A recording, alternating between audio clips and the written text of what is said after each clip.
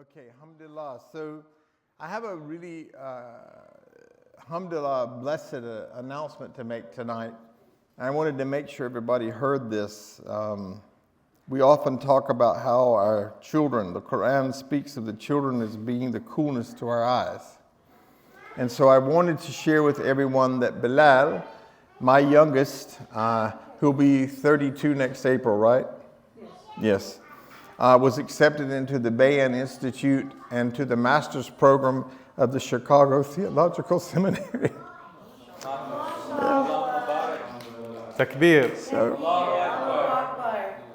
He just got his acceptance this week. Alhamdulillah, he will be following in his father's footsteps, and he will be entering into chaplaincy. And he's almost finished Juz Amma now. So please make dua for him.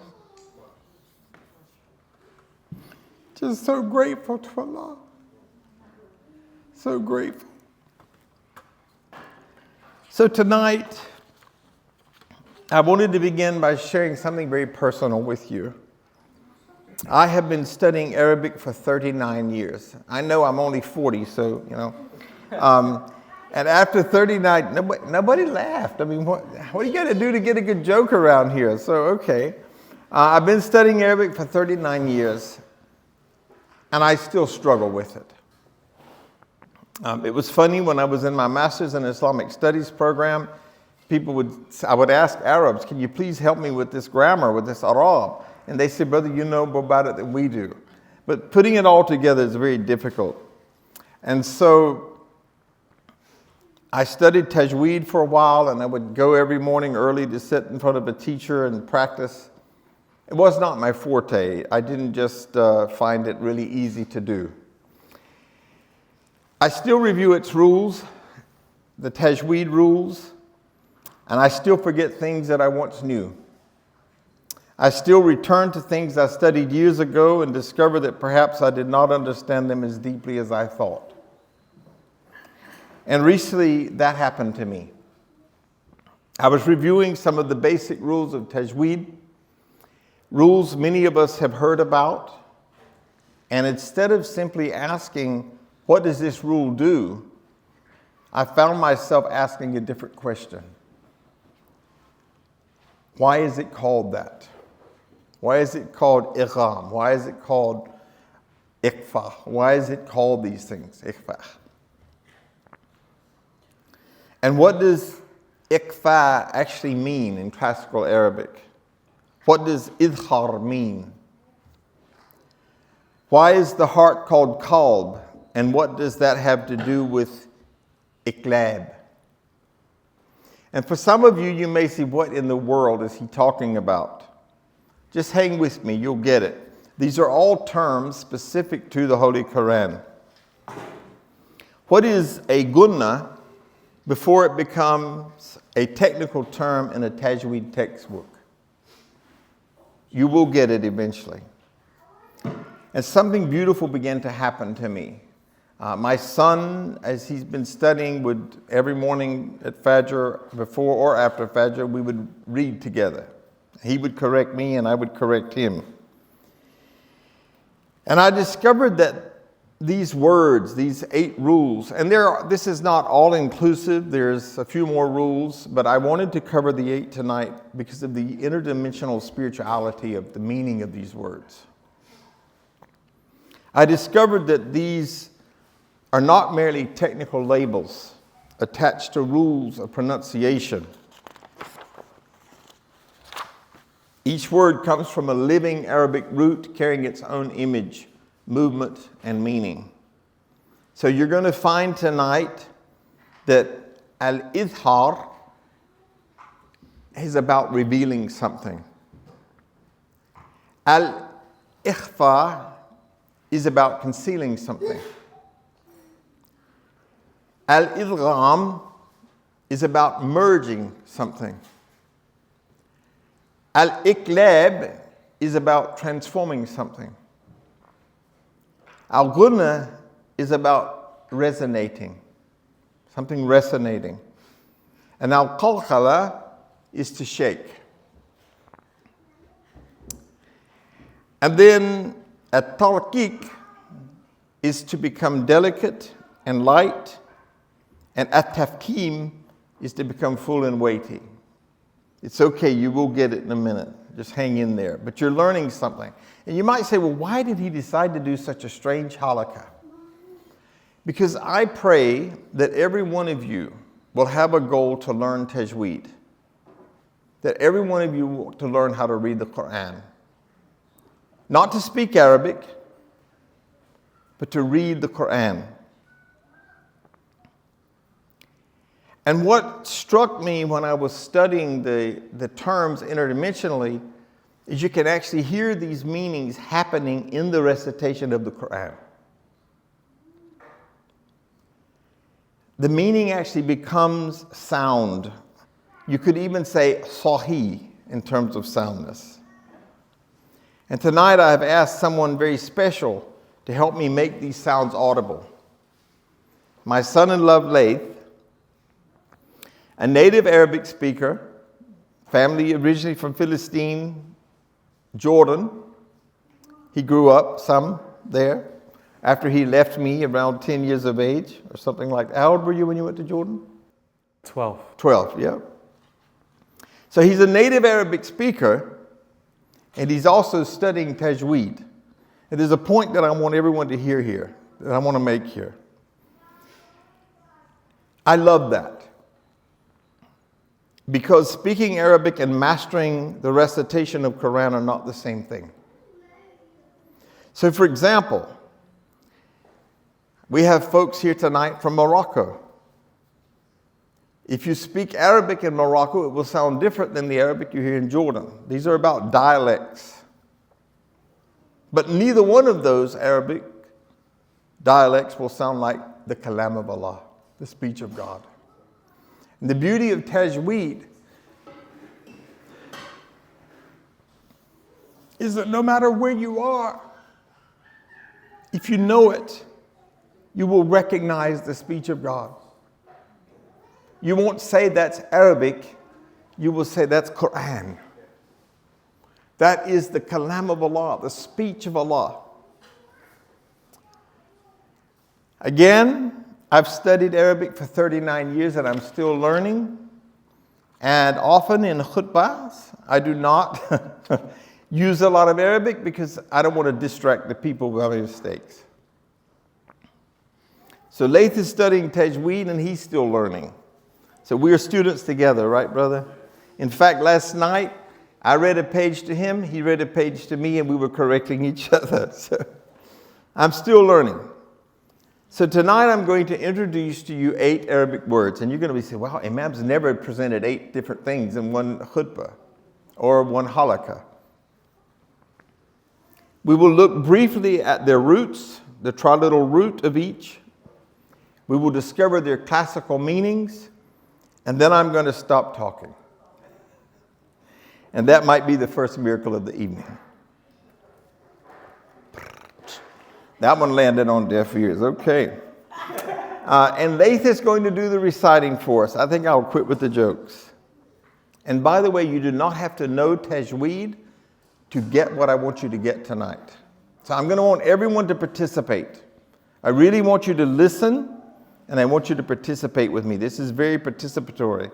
And I think you're going to love the breakout session about this. There is no test tonight. There's no exam. I'm not going to say, Sister Julie, I want you to identify the Nun Sakina. I'm not going to do that. I'm not going to ask any of you to do any of that. I simply want you to listen, and then I'm going to ask you, what did you hear? What did you hear? And our first word is idhar. And it comes from when something becomes clear. And it comes from va, ha, ra, this triliteral root. Its fundamental classical meaning is to appear, to become manifest, evident, visibly clear. And I want you to listen. The example is from Surah Al-Baqarah, verse 62, and I'm going to say it just as if you were reading Arabic, not Tajweed. Man amana billah. Okay? Who believes in Allah? And the sound I want you to notice is man amana. The silent noon meets the hamza. If you don't know what I mean, it's okay. You're going to get it, I promise. And I'm not going to tell you yet what happens. Laith, would you demonstrate man amana twice for us? First, slowly and clearly enough for beginners to notice exactly what's happening to the noon. Then I want you to recite it a second time, naturally and beautifully as you would in Quranic revelation, or recitation rather. أعوذ بالله من الشيطان الرجيم بسم الله الرحمن الرحيم من آمن بالله صدق الله العظيم. What did you hear? I want you to think a minute about what you heard. Even though you might never have been exposed to this before, was the noon sound hidden?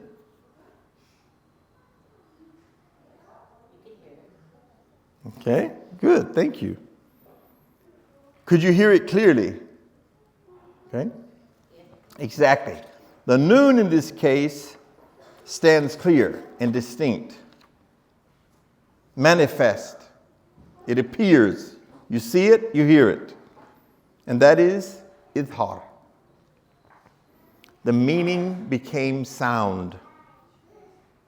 And here is the reflection the word awakens in me.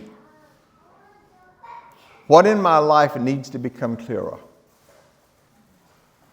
Is there gratitude I feel but have never expressed? Is there love in my heart that someone I love needs to hear? Sometimes something beautiful exists within us, but until we give it clarity, idhar, no one else knows it's there. The second rule is ikfa. Something present but veiled is what that means. Its root comes from kha, fa, ya. Its fundamental classical meaning is to be hidden, concealed, secret, or less apparent, to hide something or make it less manifest. One example is from Surah Al-Falaq, verse 2, min shari ma khalaq. I'm just saying the Arabic. From the evil of what he created. Listen especially to min shari. Laith? من شر ما خلق. What did you hear? Okay. Did the noon completely disappear? Yeah, it's implied, but you don't hear it. Was it fully clear? Do it again, Laith, if you don't mind. من شر ما خلق. Was it fully clear? No. Me, not min. Me. And in fact, the tongue lays flat, right, Laith? Yes. Me sharil. So, can you see the meaning of this? Now, was something happening somewhere between presence and absence in that recitation? The noon is still there, right? But veiled from full appearance. And this is ikhfa. And isn't there something beautiful about that? Some of the most precious things in our relationship with Allah are hidden. The dua whispered when no one else is awake. The charity no one knows you gave. The tear that fell when you were alone, or like me when you were with your brothers and sisters. The good deed that received no applause. Hidden from creation, but never hidden from Allah. And I want to be very clear with you tonight. That is not the technical definition of the Tajweed rule. It is a spiritual reflection awakened by the beautiful linguistic meaning of the word. So as I was studying these words and I began to see how they applied to my life. Ikfa, something present but veiled from full appearance. Min sharid. Our third word is idgham. When one thing enters another. Its triliteral root is from dal, ghain, mim. In classical Arabic, the root carries the sense of inserting one thing into another, causing one thing to enter or merge into another. One example comes from Surah Al-Zawzala, verse 7. فَمَنْ يَمَلْ مِثْقَالَ ذَرَّةٍ خَيْرًا يَرَهُ. Now, I'm just saying it as if I'm speaking Arabic, so to speak. So whoever does an atom's weight of good will see it. Listen particularly to the faman ya'mal.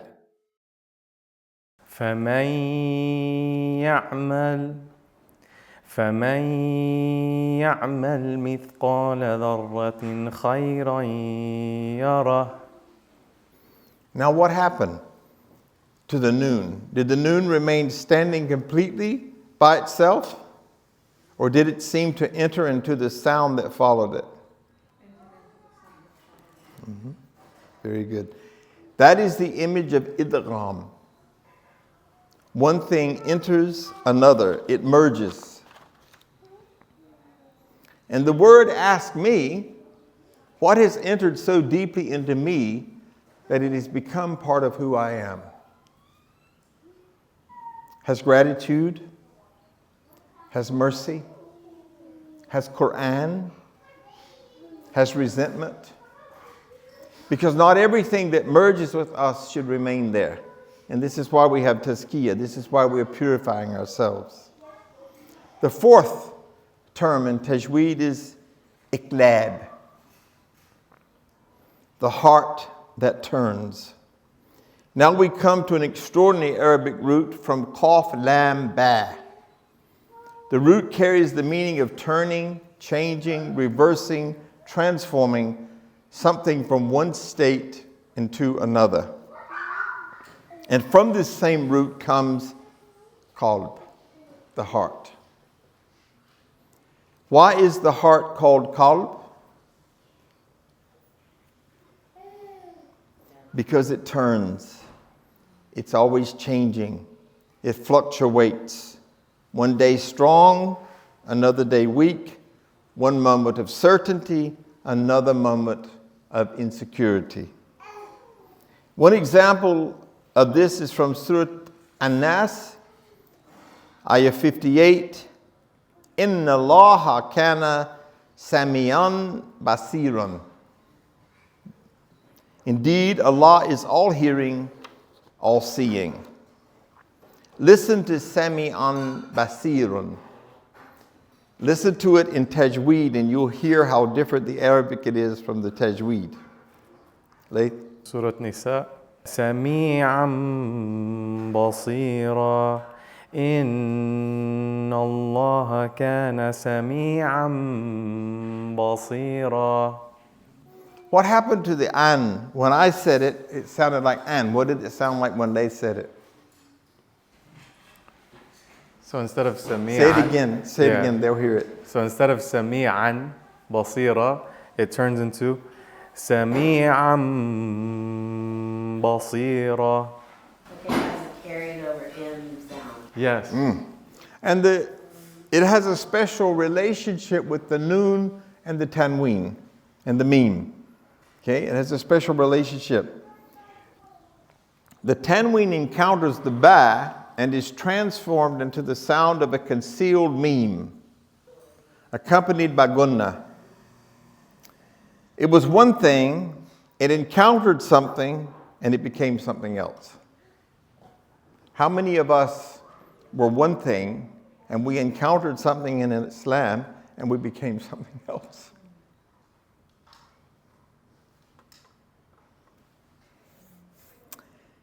And who among us has not known iqlab? Who has not encountered something that changed us?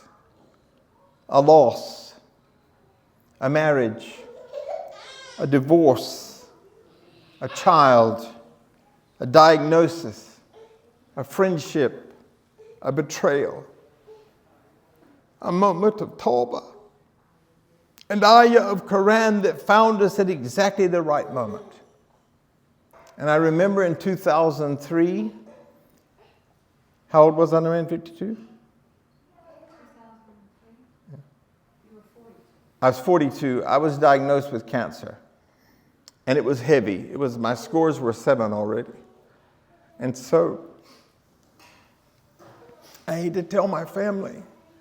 And I went home and I went to my study and I asked Allah to guide me. And the Quran opened to Surah Ankabut. Does man think that he will attain to Iman, faith, by mere words? La. I tested them aforetime and I will test them now to see who is the true among the false. And I left my study and I sat in front of my 4 kids and my wife. And I read that verse and I told them that I had cancer. And it was a gift from Allah. Something for us to be thankful for. Of course, children couldn't understand that. So an ayah of the Quran that found us at exactly the right moment. We encountered something. And afterward, we were not quite the same. That noon that you see with your eyes becomes The question is not whether life will change us. The question is, what are we allowing our hearts to become? Now we come to the word, and you might wonder, how can he cry about such a thing? Just rules. Because of the beauty and the depth of this. And this is why I did this halaqa, hopefully that it would plant a seed in every one of you to find a Tajweed teacher and start studying the Qur'an. Start studying the language of Allah so you can listen to Allah. Not listen to Arabic, but listen to the kalam of Allah, because the kalam of Allah is shifa. And this is a true story. When I was doing chaplaincy at South Lake Hospital, a man who was a Native American, had embraced Islam for 40 years. He'd been a Muslim. And the chaplain told him that we have an imam on staff here, and would you like to see him? He said no. They told him that he might not make it. He was in very severe condition. And in my broken Arabic, I can't even call it Tajweed at the time, I read over that man. It says nothing to do with me, and I want you all to hear that. But that man was taken out of intensive care that night. He never had surgery, and he's still alive today. That's why I want you to learn this. Because speaking Arabic will never do what this does. Never. But that's the power of the kalam of Allah, the shifa. And the word that helped inspire this entire halaqa for me was gunnah. The intrinsic resonance. Its root comes from gain, nun.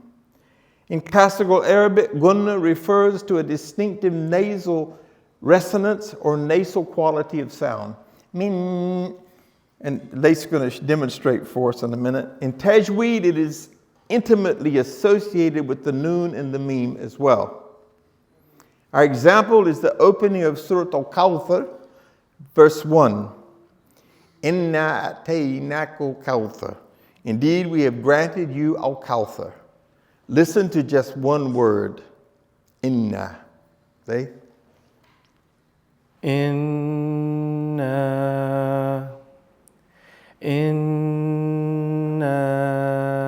a'taynaka al-kawthar. What did you hear? What did you hear? What did you feel? Where did you feel the sound? Where in your body did you actually feel the sound? I want everybody to do in, and I want you to hold your nose. In. You cannot do that sound without your nose. If you pinch your nose, did I do it rightly? Yeah. It doesn't work, yeah. See, this is an unseen thing that people will not think about. I want you to have this experience, and that's why I'm encouraging every one of you to find a teacher. And I wish I had done it earlier.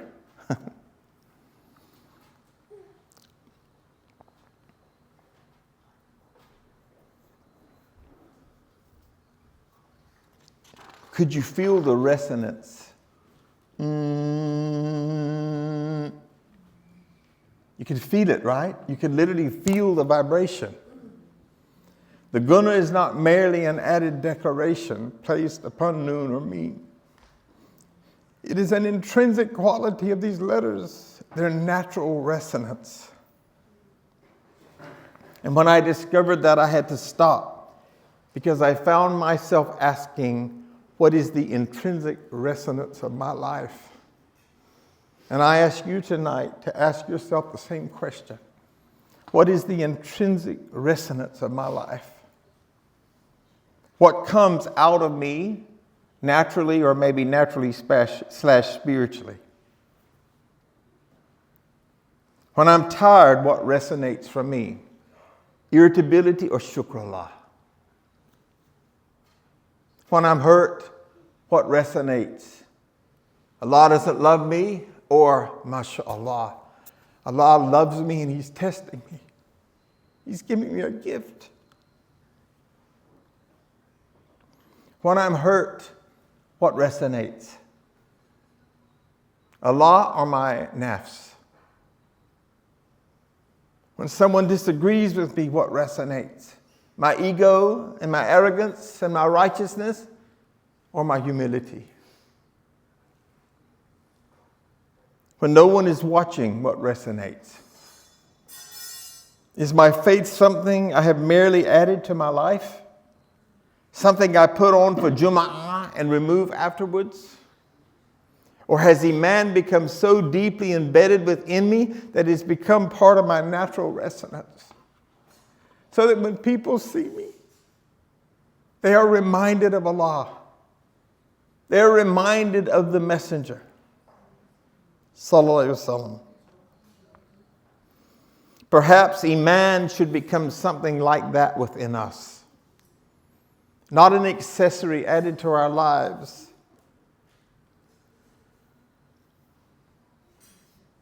but an intrinsic quality of the soul. A resonance within us that can be heard in how we speak, in how we look, seen in how we forgive, and felt in how we love. Now listen to this remarkable word, qalqala. And this is when the sound is shaken. The root from qaf, lam, qaf. In classical Arabic, the root conveys disturbance, agitation, shaking, restlessness, or instability.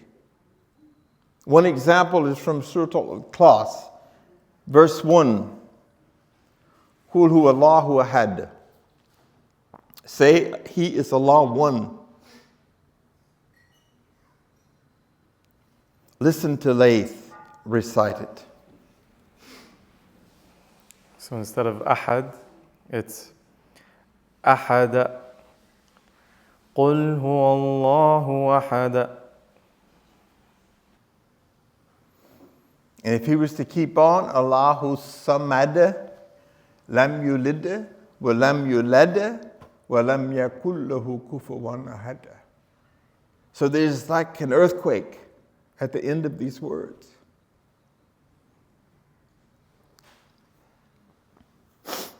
Did you hear that rebound?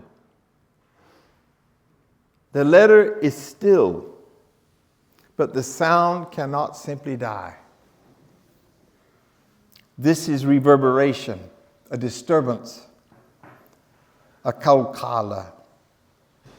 And perhaps the word asks us, when life shakes me, what sound emerges from me? Because we learn something about ourselves, not only in stillness, but in disturbance. How many of us have learned some of the most poignant things about ourselves during a disturbance?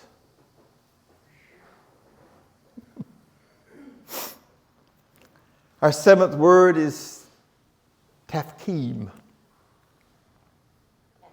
giving something weight. Its root is from fa, ka, mim. The root carries meaning of greatness, magnitude, fullness, weightiness, and grandeur. In Tajweed, tafkeem refers to giving a letter a full, heavy, resonant quality.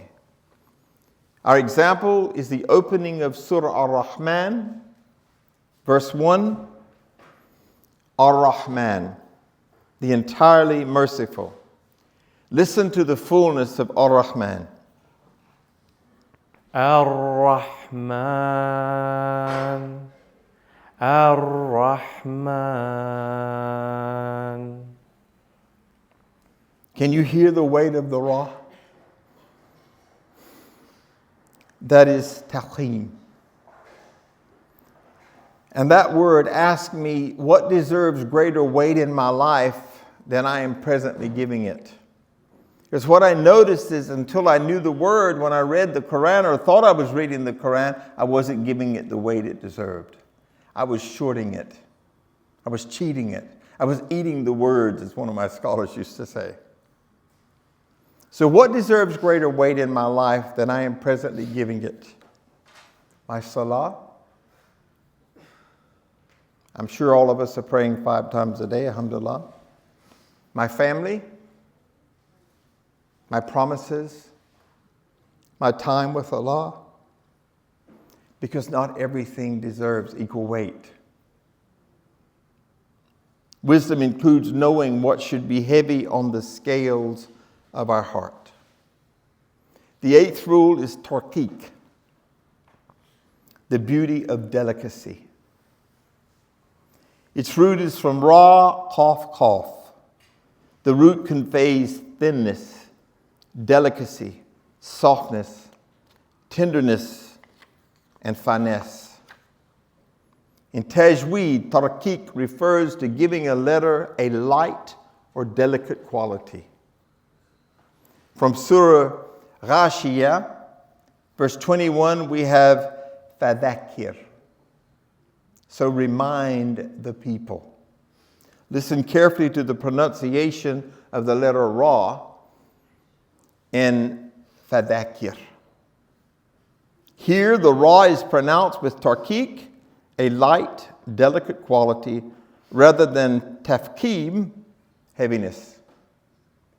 This gentle pronunciation beautifully matches Allah's command to the Prophet ﷺ to continue reminding people with wisdom and compassion. Laith, please demonstrate the lightness of the Ra. فذكر فذكر إنما أنت مذكر. Can you hear the delicacy? And so you see how the Quran takes us to the utmost extremes in heaviness and in lightness. There's the al-mizan, there's the balance in the middle. You see, it's not weak, but there's delicacy there. And not everything powerful has to be heavy. This is a powerful example of that. Sometimes strength is gentle. Sometimes truth is spoken softly. Sometimes the strongest person in the room is the one capable of the most tenderness. And perhaps tarqiq leaves us with this question. Where in my life is Allah calling me to become more gentle? Because the Prophet ﷺ said that anything that is devoid of gentleness is ugly.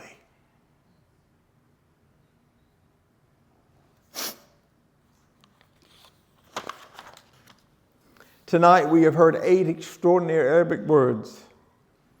Idhar, what must become clear. Ikhfa, what is beautiful when concealed between me and Allah. Idgham, what has merged so deeply into me that it has become part of who I am. Iqlab, what within me needs to be transformed. Gunna, what is the intrinsic resonance of my soul? Qalqala, when life shakes me, what sounds emerge? Ya Allah, shukr Allah, or do we curse Allah? Tafqeen, what deserves greater weight in my life? Tarqiq, where am I being called to greater tenderness? Tenderness with my spouse, tenderness with my children. And before we break into our groups, I want to say something very important. I am not suggesting that the scholars of Tajweed created these rules as spiritual allegories. The Tajweed rules have their own precise technical meanings. But these are real Arabic words. They have linguistic meaning. And when we learn to recite with greater care, these rules are not merely technical details. They help slow the tongue, gather the mind, and soften the heart so that our salah can move closer to khushu', presence, humility, and concentration before Allah. And let me tell you, if you go to your prayer, Alhamdulillah, Rabbil Alameen, Ar-Rahman, Ar-Rahim, Maliki, Yawmiddin, Iyyaka na'budu wa iyyaka nasta'in, Siratal Mustaqim, Ameen, and like a chicken, you're up and down. Look at all you've missed. Look at all of the nuances that you did not receive. This allows you, if you're literally thinking about every rule as you're reading in your salah, do you think you would be able to pray with khushu'? Is that a yes? Or? Yes. Okay? Yeah. Now do you understand why I want everybody to go out and find a Tajweed teacher? And if you won't, I can recommend one to you, a really good one. And sometimes the language surrounding a rule can open a door to reflection. Tonight, I simply wanted us to walk through the door together. And now I want to hear what you discovered. Because perhaps the most important question tonight is not, what did Sheikh Abdul Rahman say? It's what did you hear?